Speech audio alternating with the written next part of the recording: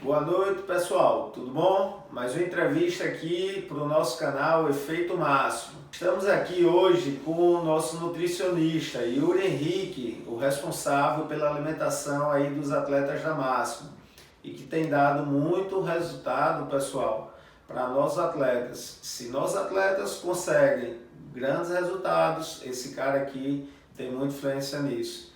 Fala aí, Yuri, fala um pouquinho de você e da sua formação.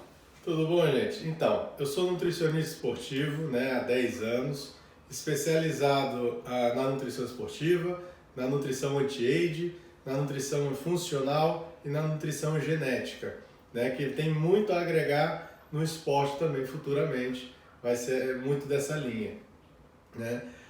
Trabalho há 10 anos na área, consultando, e como meu amigo Alexandre disse, a gente trabalha muito com os atletas da Máximos, e graças a Deus, com muitas medalhas. Vamos lá, Yuri. Vamos tentar esclarecer um pouquinho, para o pessoal aí que trabalha com karatê, trabalha com esporte, a diferença, entre a nutrição tradicional, aquela nutrição que uma pessoa que quer emagrecer, quer uma estética, ela procura, e a nutrição para o atleta, é uma nutrição mais específica, onde ele objetiva principalmente o rendimento, Explica um pouquinho pra gente, por favor. Então, gente, essa é uma dúvida muito corriqueira aqui no consultório também, porque muita gente me procura, sabendo da especialidade para o esporte, como por um efeito estético, que muita gente procura para ir para uma academia para perder gordura ou ganhar massa muscular. E a nutrição esportiva ela é muito mais do que isso. Existe uma lacuna muito grande para a nutrição clínica e uma nutrição esportiva. Na nutrição esportiva, a gente tem que pensar no grau de performance desse atleta, a gente tem que pensar no grau de recuperação desse atleta e em alguns outros fatores muito mais detalhados, como reposição do índice que a gente pouco fala na nutrição clínica, que é o índice ORAC, o índice de desintoxicação desse corpo. Aí você pode me perguntar, Yuri, mas no atleta vai ter muita toxicidade? Sim, no atleta o corpo que a gente fala é o corpo mais saudável, mas não é bem assim. No esporte a gente tem muita degradação das nossas fibras, a gente gera muitos radicais livres, muitos corpos cetônicos, a gente gera uma degradação muito maior. Então a gente tem que se preocupar muito com essa recuperação. Já na nutrição clínica, é quase uma reeducação alimentar, uma alimentação para longevidade, uma alimentação para problemas de saúde, prevenir. Então a nutrição ela trabalha muito na prevenção. No atleta a gente trabalha muito a performance. Traduzindo um pouco isso, a nutrição clínica a gente vai pensar para o futuro, para prevenir uma doença, e no atleta a gente vai pensar no agora para aumentar o rendimento. Um pouquinho disso daí. Show de bola! Então, galera, você aí, atenção professores, atenção atletas, se você quer realmente aumentar seu rendimento, quando você for procurar um nutricionista, você tem que tomar cuidado, Yuri? Se ele realmente tem uma formação voltada para a parte mais esportiva do rendimento em si, Muito legal isso aí. Yuri, qual a importância da nutrição para a vida do atleta? O quanto ela realmente é importante para ele? Então, Alexandre, o atleta ele tem que pensar muito na sua alimentação, em outros fatores também, mas a importância, algumas pessoas dizem 50% é nutrição, 50% é atividade, é o treino. Na verdade, eu digo que é 100% a nutrição e 100% o treino. Não existe esse meio termo. O atleta ele não consegue ter um alto rendimento, uma performance aumentada, se ele não treinar em alta performance e se ele não comer em alta performance. E o que seria isso? A alta performance, a alimentação de um atleta, ela está vinculada a todas as refeições do dia dele. Então, ele já acorda, por exemplo, vamos usar um atleta de fisiculturismo, por exemplo, que ele tem que acordar, o atleta de alta performance, o atleta de elite, ele tem que acordar no meio da madrugada para tomar um shake, para ter aquela sinalização recuperada. Quando a gente fala isso, a gente fala de um índice que a gente chama que é o índice de recuperação do nosso corpo, que é o que a gente chama de nutrient time. No atleta a gente tem muito isso. Então tem picos, como a gente fala sempre na academia, vou tomar whey pós-treino para ter recuperação. Essa recuperação se chama um nutrient time. E esse nutrient time vai acontecer várias horas ao dia de um atleta. E a gente tem que saber calcular isso para que o atleta tenha a recuperação perfeita e, consequentemente, o aumento da sua performance. Então, o que a gente pode entender, né, Yuri, que também assim, não adianta o atleta se alimentar uma semana bem, um dia bem e depois relaxar na sua alimentação, né? Seria mais parecido com uma maratona do que uma corrida de 100 metros, no final das contas, né? Perfeito, né?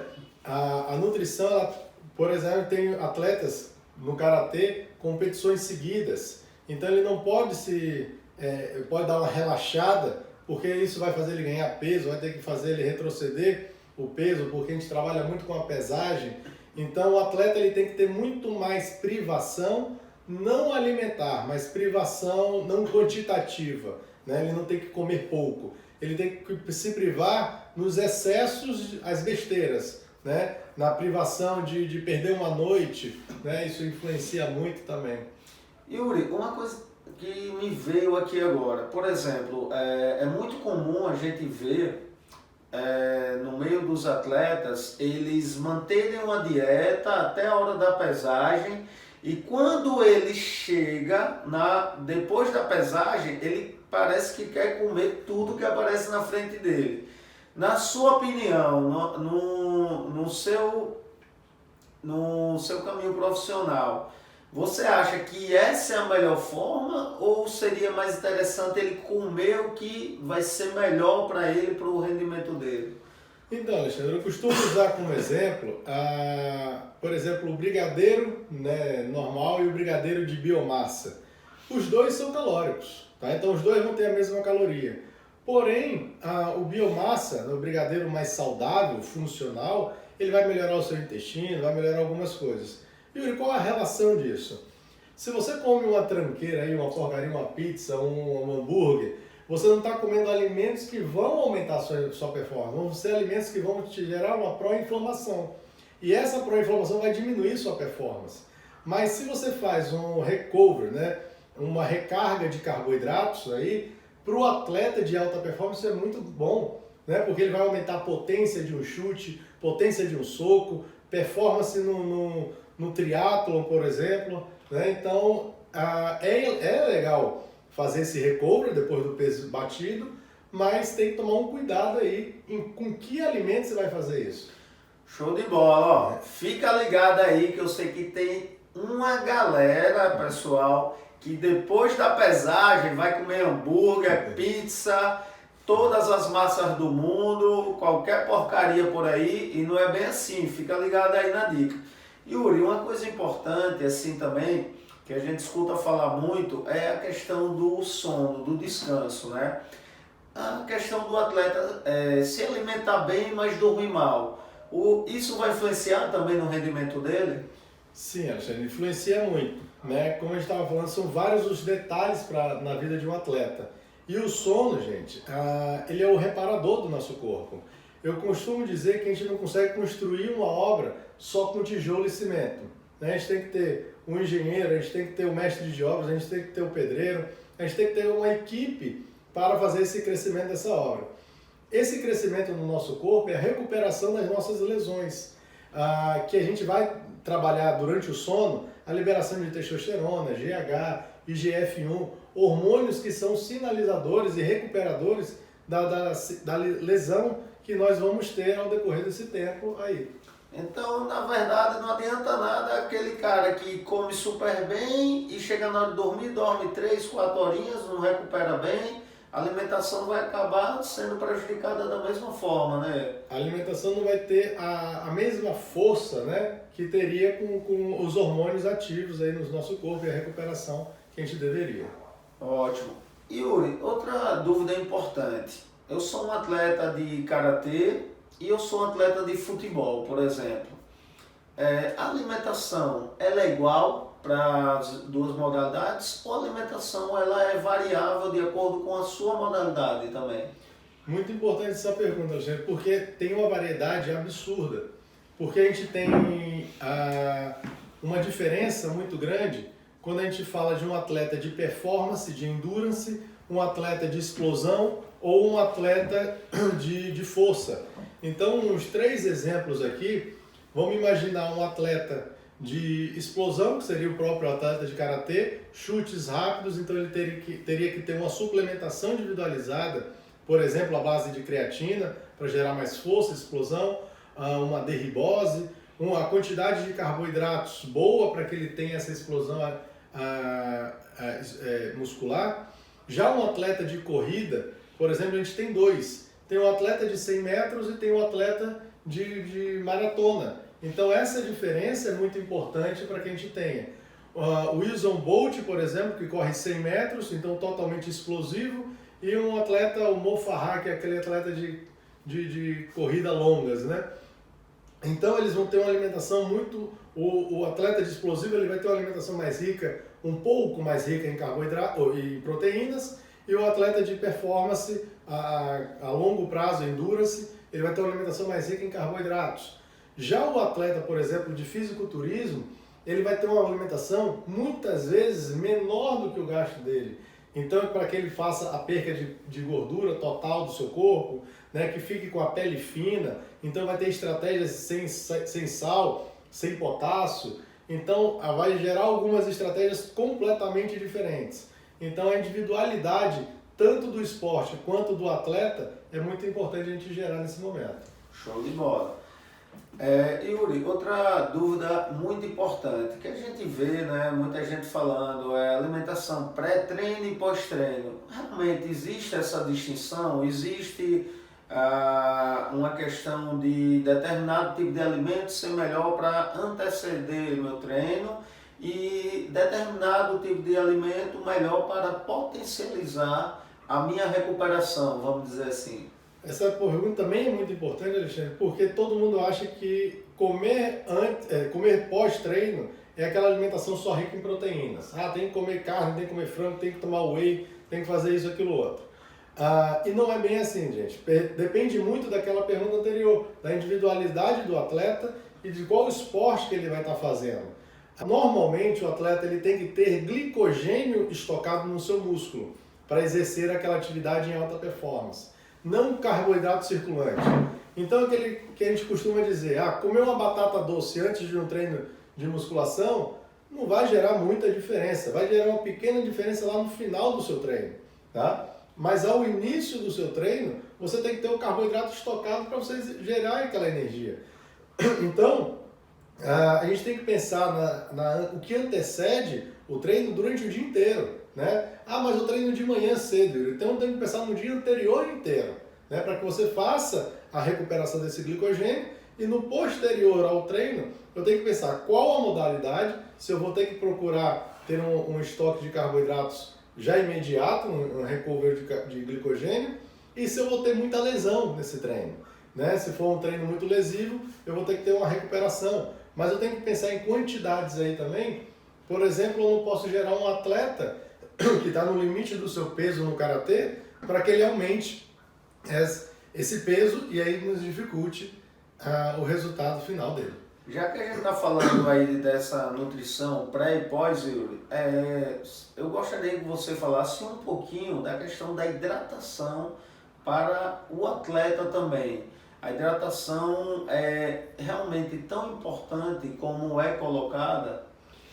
Então, Alexandre, tudo que a gente tem que pensar na nutrição, a gente tem que pensar na bioquímica, como que vai acontecer todas aquelas estruturas bioquímicas, aquela degradação ali daquele nutriente específico. Em todas elas, a gente vai ter no final da nossa célula, uma célulazinha chamada mitocôndria. E no final dessa metabolização, a gente vai precisar de hidrogênio, tá? E a única forma da gente conter hidrogênio no nosso corpo é na forma de água. Então a hidratação, ela está relacionada à sua performance, está relacionada ao seu intestino. Mas o que tem a ver o intestino com o atleta? Muita coisa, né? A gente diz que o nosso intestino é o nosso segundo cérebro. Então pode gerar uma compulsão se esse intestino não estiver adequado ao atleta e a gente começa a desregular outras coisas pela simples falta de água, ou então até uma grande retenção de líquido pela falta dessa água. E normalmente a gente começa a fazer isso, né? Tô retido, vou parar de beber água. Quando deve ser ao contrário, eu devo beber muito mais água, né?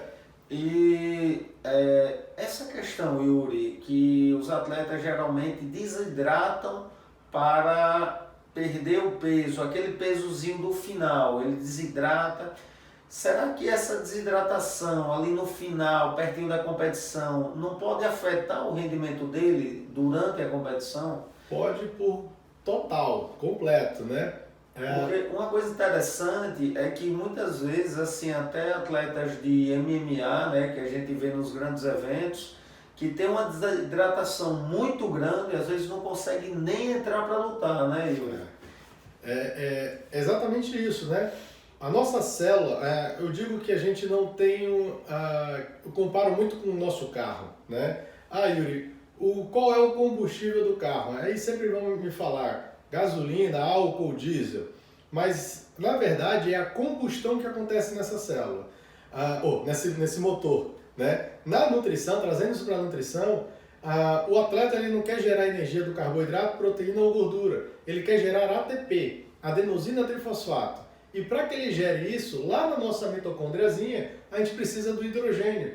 Então, se eu desidratar esse atleta, eu vou gerar muito menos performance de todos os lados, né? Menos concentração, menos rendimento físico, menos força. Então, tudo isso está relacionado a uma simples desidratação. Então, é muito melhor o atleta ir conservando o seu peso ou batendo um peso muito antes da competição do que gerar uma desidratação. Yuri, mas se eu tiver que ser gerada a desidratação, que muitas vezes acontece isso na vida do atleta, existe uma coisa que a gente chama de suplementação hídrica, né? A gente vai ter que fazer uma recarga de água, né, que está vinculado muito ao descanso do atleta nesse momento, para que ele recupere essa hidratação, para que ele venha fazer uma luta ou uma performance como um triatlo, por exemplo. Muito bom. Uma dúvida também que geralmente surge, Yuri, no meio dos atletas, né, e dos profissionais é a questão de como é a alimentação durante o período de preparação e se tem uma diferença para a alimentação daquele dia de competição. Existe essa diferença ou o atleta ele deve manter a alimentação que ele vem tendo constantemente? Essa pergunta ela é muito ampla para a gente responder, mas muito legal da gente responder. Por quê? Vai envolver o psicológico muito grande do atleta aí. No atleta de karatê, são lutas rápidas, né? E normalmente poucas lutas. Em 1 hora, o atleta já resolve ali o problema, né? Então, em 1 hora, eu vou ter que ter uma explosão absurda de força nesse período.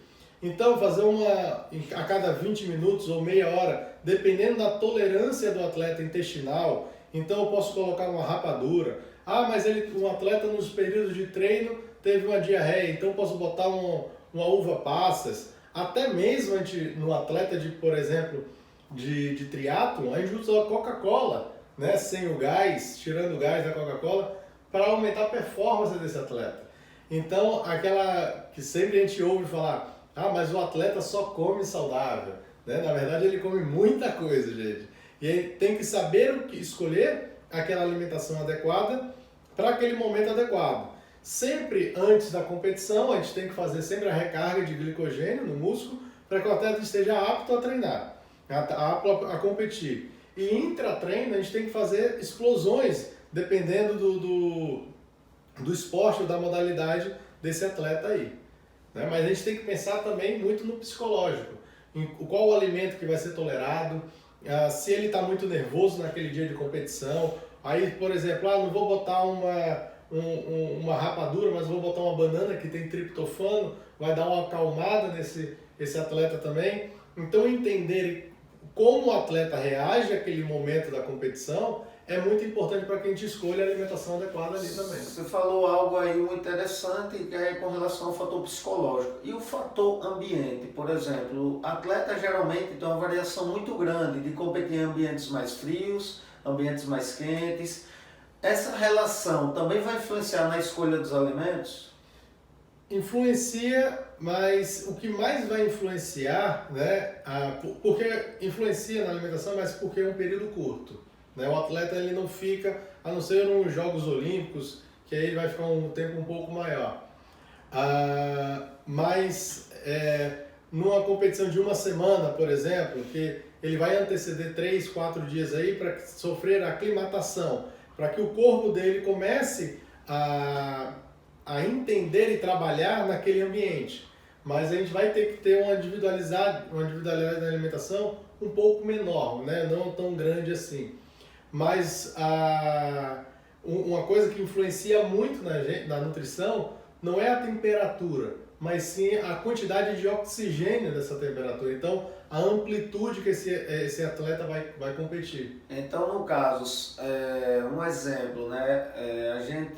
Muitos atletas de karatê, eles competem ali na região da Bolívia. Essa questão dali do ar com o oxigênio menor, isso aí vai influenciar diretamente então na alimentação dele? Diretamente na alimentação e na performance. Então, uma alimentação com beterraba ou suplementação para que a gente crie uma vasodilatação, para que ele absorva mais nutrientes, né? Para que ele transporte uma quantidade maior de ferritina, ou de ferro, para aumentar a ferritina, para aumentar o transporte de oxigênio. Então os minerais e as vitaminas são muito importantes na vida de um atleta para trabalhar dessa forma mais individualizada aí. Yuri, nas competições de karatê, muitas vezes o atleta ele compete de manhã e vai competir ou à tarde ou à noite, então ele passa o dia todo às vezes ali num período competitivo, vamos dizer assim. Essa alimentação, ela deve ser normal nesse dia ou tem algum direcionamento, algum conselho? Qual seria a melhor alimentação, vamos dizer assim, para esse atleta de karatê que vai passar o dia todo na competição? Então, a gente tem que pensar em alguns fatores aí. Por exemplo, vamos imaginar que o atleta esteja aqui no Brasil e ele vai sair para comer um prato de arroz e feijão. Treinou de manhã, comeu lá sua batata doce com seu ovo e foi treinar e vai comer uma alimentação à base de arroz e feijão. Só que o arroz e feijão da rua, do restaurante, não vai ter um cuidado ali com o feijão para tirar os sulfetos, as pontes de sulfetos, né, do atleta, aquela bolhazinha que fica ali no feijão. Isso, no final do dia, então, o atleta ele vai ter muitos gases e com isso ele vai ter a diminuição das performances, dores intestinais, né? Aquela famosa dor de facão pode acontecer. Então, tomar um cuidado com essa alimentação é também muito importante durante o dia, né? Então, fazer alimentações sempre de baixo índice glicêmico, nunca gerar sobrecarga, senão o atleta fica muito sonolento. Por exemplo, um macarrão, purê, arroz, feijão, né, no almoço, vai gerar muita sonolência e isso vai diminuir a performance do atleta durante o dia. Então a alimentação do dia ela é muito importante que se mantenha sempre estável ali e com uma alimentação que o atleta já esteja acostumado. Não dá para dar uma variação. Ótimo. Yuri, eu queria que você, agora para a gente finalizar, você desse um recado, né, uma dica assim, para nossos atletas assim do karatê que muitas vezes não se preocupam com essa questão da alimentação, né? Eu queria que você, com a sua experiência já de trabalhar com atletas de várias modalidades, com grandes resultados, o que é que você poderia falar para eles, já que a gente já falou tanto aqui sobre a importância da nutrição, mas deixa em outro recado aí. Então, gente, meu recado para vocês, sempre cuide da sua alimentação, sempre busque qual a alimentação ideal para você. Se seu amigo faz uma coisa que está dando certo, pô, bacana para ele. Mas o seu corpo é individualizado, então você precisa saber o que você precisa comer. Tem individualidade muito grande na sua suplementação, um derribose, uma creatina, mas entenda que se você estiver acima do peso, você vai dificultar a sua perda de peso.